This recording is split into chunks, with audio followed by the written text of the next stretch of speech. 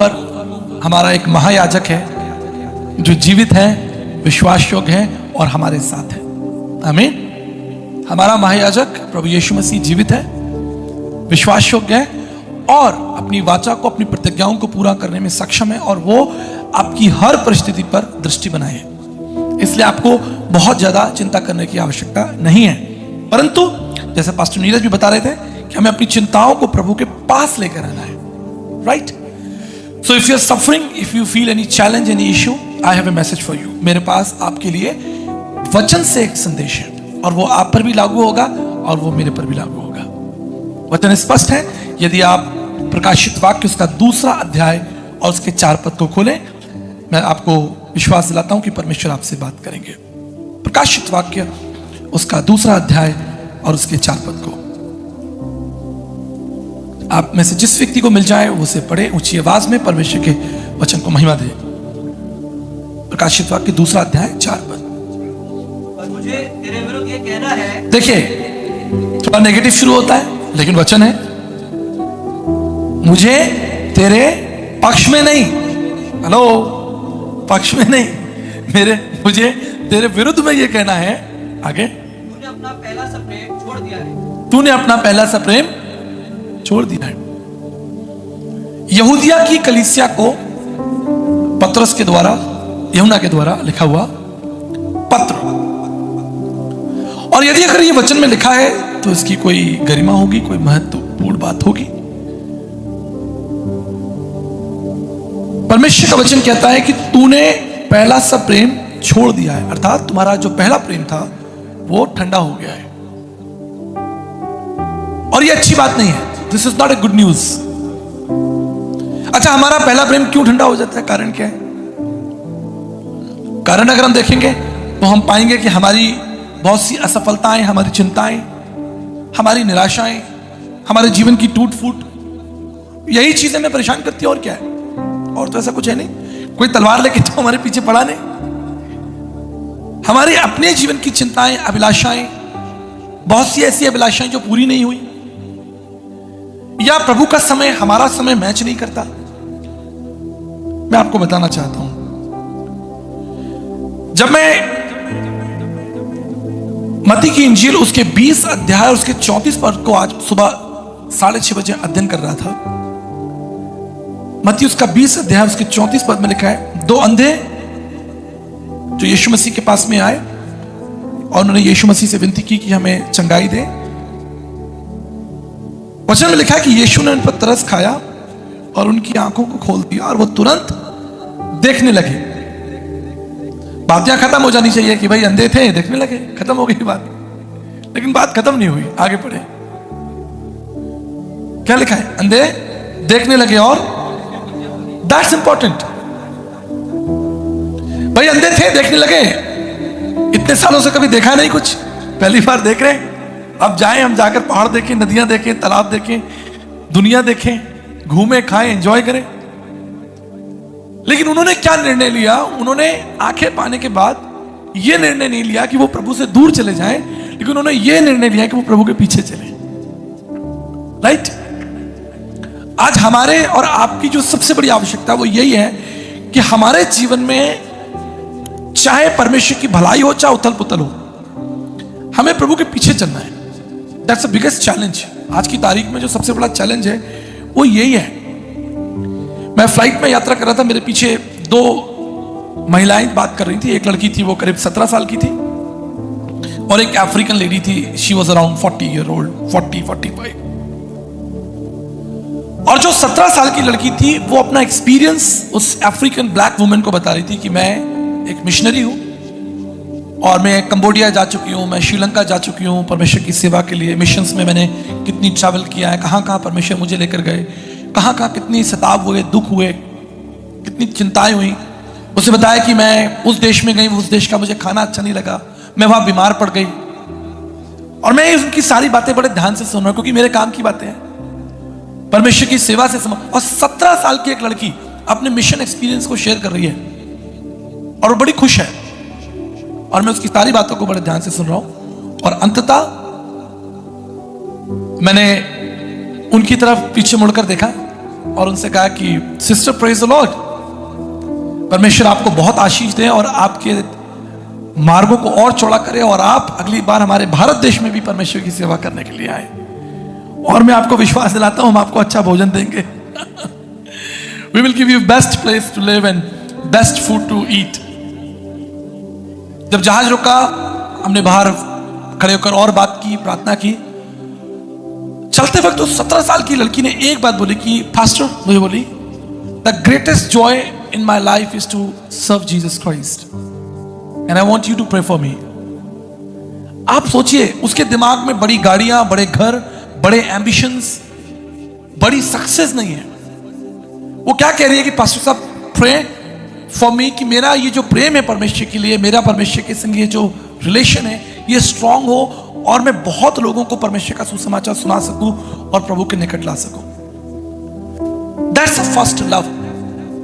मसीह में हमारा जो पहला प्रेम है वो यही है कि हम मसीह के निकट आए, मसीह को जाने और मसीह के काम को आगे बढ़ाएं। लेकिन क्या होता है, हम अपनी चिंताओं में फंस जाते हैं, हमारी अपनी चिंताएं जो है वो हमको पकड़ लेती हैं और हमारा पहला प्रेम धीरे धीरे ठंडा हो जाता है।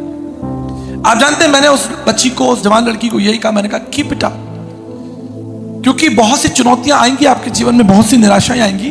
तो अभी जो आपके अंदर प्रभु को लेकर जो पैशन है, जो बर्डन है ना, वो कभी धुंधला नहीं होना चाहिए। उसने मुझे कहा पास्टर दैट्स माय प्रेयर। बात सिर्फ इतनी नहीं है कि मैं एक्साइटेड हूं कि मैं प्रभु की सेवा कर रही हूं, लेकिन प्रार्थना कीजिए कि मैं परमेश्वर के साथ जीवन भर चलती रहूं और उसकी सेवा करती रहूं। और वहीं एयरपोर्ट पर मैंने उसके लिए प्रार्थना की और हमारे रास्ते अलग हो गए। आज यही सवाल मेरे और आपके सामने है, प्रभु यीशु मसीह कौन है जिसकी आप आराधना कर रहे हैं, जिसके आप गीत गा रहे हैं, जिसकी आप गवाही दे रहे हैं, जिसके बारे में आप सुन रहे हैं कि परमेश्वर के महान सेवक लोगों ने उसकी सेवाएं की। छोटे बच्चे भी आपको रिमाइंड करा रहे हैं। ये रिमाइंडर छोटे बच्चों का ये भी बहुत इंपॉर्टेंट है। प्रभु ने कहा कि वो अपने बालकों से अपनी महिमा ले लेता है। तो हो सकता है कि कोई वचन आपको ऐसा मिल जाए, बच्चों के मुंह से कई बार होता है काम का वचन मिल जाता है। आप 10 बच्चों का वचन सुनते हैं लेकिन एक कोई काम का आपके लिए निकल आता है, वो आप ही के लिए होता है। That's how God's work। इसी तरीके से परमेश्वर काम करता है। उसको मालूम है कि 10 लोगों की अलग अलग आवश्यकताएं, आप अलग आवश्यकता से बैठे हो, वो अलग आवश्यकता से बैठे। किसी के बिजनेस में प्रॉब्लम है, किसी की पर्सनल लाइफ में प्रॉब्लम है, किसी की हेल्थ में प्रॉब्लम है। 10 आवश्यकताएं हैं, लेकिन परमेश्वर सबकी आवश्यकताओं को पूरा करने में सक्षम और विश्वास योग्य है। वेरी इंपॉर्टेंट क्वेश्चन, बहुत महत्वपूर्ण सवाल मैं आपके सामने रखना चाहता हूं। क्या आपने तो अपना पहला प्रेम नहीं खो दिया मसीह के साथ? इसे इवैल्यूएट करिए। आपको जरूरत नहीं कि आप मुझे उत्तर दें, मुझे जरूरत नहीं कि आप अपने पड़ोसी के बारे में क्या राय रखते हैं, मुझे इसकी आवश्यकता नहीं। आप सिर्फ अपने बारे में सोचिए, मैं अपने बारे में सोचूं कि मसीह मेरे जीवन में क्या स्थान रखता है। कहीं ऐसा तो नहीं मसीह मेरे जीवन में दूसरा तीसरा स्थान रखता हो। प्रेरितों के काम 8:30 में जब खोजा अपने रथ पर बैठकर जा रहा था, तो उसने एक अध्याय को जिसे वो पढ़ रहा था, आइज़ाया चैप्टर 53, फिलिप्पुस ने उससे पूछा क्या जो तू पढ़ रहा है उसे समझ में आ रहा है? हो सकता है कि आप चर्च में बैठे हो लेकिन आपका दिमाग कहीं और हो, आपके मन में बातें कुछ और चल रही हो। मैं वही पूछना चाहता हूं कि आपको समझ में आ रहा है कि आप किसकी आराधना करने आए हैं, आप किसकी महिमा करने आए हैं, किसको देखने समझने सुनने आए?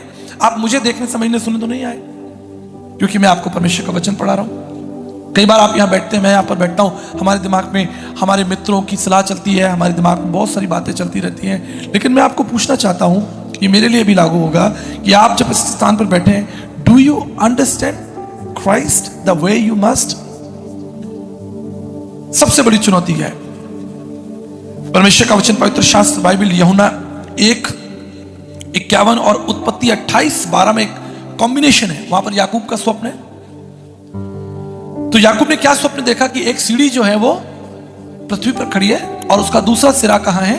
उसका दूसरा सिरा स्वर्ग में है और स्वर्गदूत उस पर चढ़ते और उतरते हैं। ये याकूब स्वप्न देख रहा है 3000 साल पहले।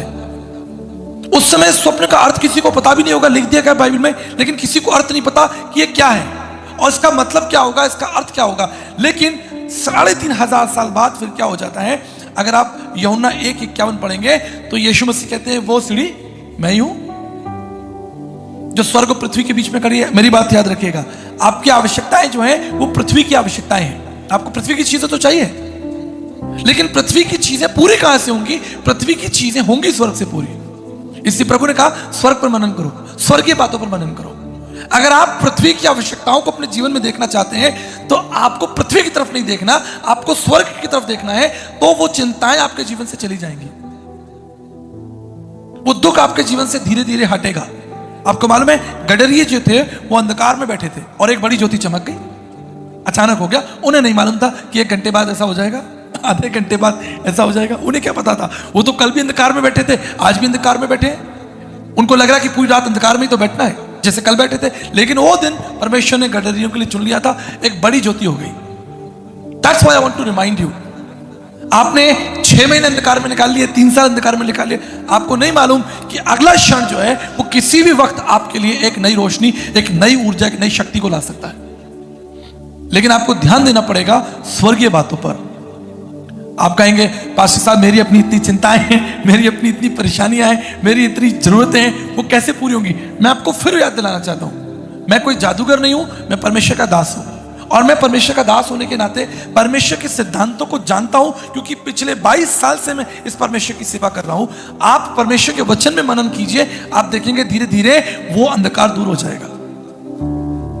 लेकिन इसके लिए आपको दिल से परमेश्वर की सेवा करनी पड़ेगी। आपको मालूम है जब वो स्त्री प्रभु यीशु मसीह के लिए इत्र लेकर आई, उसने सस्ता वाला इत्र नहीं चढ़ाया, उसने सबसे महंगा इत्र प्रभु यीशु मसीह के पैरों में चढ़ा दिया। ये देखकर प्रभु के शिष्य जो है वो रिसियाने लगे, बोलने लगे अरे भाई इतना महंगा तुमने इत्र प्रभु के पैरों में डाल दिया, इससे अच्छा तो उसको बेचकर गरीबों को डाल देते, उनका पेट भरता, उनके पास कपड़े आ जाते, तुमने प्रभु के पैरों में डाल दिया। आपको लगता है कि उनका हार्ट सही था? They were walking with Jesus, वो यीशु मसीह के साथ चल रहे थे, लेकिन उनका माइंड कहीं और था। अगर माइंड उनका यीशु मसीह के साथ होता, ये बात वो बोलते ही नहीं, कहते नहीं भाई पहले तो तुम प्रभु के पैरों में ही डालो, वो देखी जाएगी बाद में, गरीबों को हम बाद में देख लेंगे, पहले तो प्रभु की बात होगी। यही मैं आपको बताना चाहता हूं, पहले जो बात होगी वो प्रभु की होगी, आपकी आवश्यकताओं की नहीं होगी, आपकी गरीबी की, आपकी कमजोरी की, आपकी बीमारी की, आपकी चिंताओं की, आपकी अभिलाषाओं की, आपकी योजनाओं की नहीं होगी। पहली बात जो होगी वो यीशु मसीह की बात होगी। जब यीशु मसीह के चरणों में इत्र डाला जाएगा तभी महिमा होगी, तभी आश्चर्यक्रम होंगे। It's all about Jesus. जब मैं उस मीटिंग कॉन्फ्रेंस के लिए गया तो वहां पर इंपॉर्टेंट होता है कि एक बायोडेटा पढ़ा जाए कि आप कौन हो, कहां से आए हो, क्या करते हो, अनजान लोगों के बीच में खड़े हो, तो कंपलसरी था। और मेरा बायोडेटा वहां पर पढ़ा गया। एक जेंटलमैन आए, उन्होंने मेरा बायोडेटा लिया और उसमें उन्होंने पढ़ा भाई डॉक्टर आचार्य विकास मेसी फ्रॉम जयपुर राजस्थान। मैंने कहा इनको जयपुर राजस्थान तो समझ नहीं आया होगा, इंडिया समझ में आ गया होगा, इतना ही काफी है। ये हैं, ये वो हैं। लास्ट में जब मैं मंच पे गया मैंने कहा भैया आपने वो सब इतना पढ़ा, उसको भूल जाइए, बस एक ही बात याद रखिए, मैं प्रो जीसस हूं। और वो एक बात अलग है कि आपको इंग्लिश नहीं समझ में आई, प्रो जीसस क्या होता है, जिसको आती है वो जानता है। प्रो जीसस शुद्ध यीशु मसीह का सेवक। मैंने कहा मेरी पहली और आखिरी पहचान बस एक ही है कि मैं गॉस्पेल प्रीचर हूं, सुसमाचार प्रचारक हूं, यीशु मसीह का शिष्य हूं। I do not care about my degrees and experience and all that. आप जानते हैं जब मैंने ये बात कही लोग खड़े हो गए। When you lift Jesus, जब आप यीशु मसीह को महिमा देंगे तभी महान काम होंगे आपके जीवन में। ऐसे सोचने से, ऐसे सोचते ना, हमारे एक सर थे, कभी कभी बच्चे जो थे वो डेस्क पर बैठते थे और ऐसे हाथ रख लेते थे, ऐसे करके रख लेते ना डेस्क पे। तो हमारे एक सर थे, कास्ट शिल्प जानते हैं आप? कास्ट शिल्प क्या कहेंगे? Cast colour, wooden craft. कहते थे एक लकड़ी का स्टैंड बना देता हूं आपके लिए। ऐसे क्या करते रहते हो तुम? सोचते रहते हो। पढ़ो, अपनी किताब में देखो। अगर आपने ऐसे हाथ रख रखा है तो आप अपनी किताब नहीं पढ़ सकते। पढ़ सकते हैं? कितना मुश्किल होगा। कहते थे ऐसे क्या सोच रहे हो आप, पढ़ाई करो। That's why I want to remind you. आप अपनी बाइबल खोलिए और परमेश्वर के बारे में बात कीजिए, यीशु मसीह के बारे में सोचना शुरू कीजिए, चिंतन मनन उसका कीजिए, उसके भजन गाइए।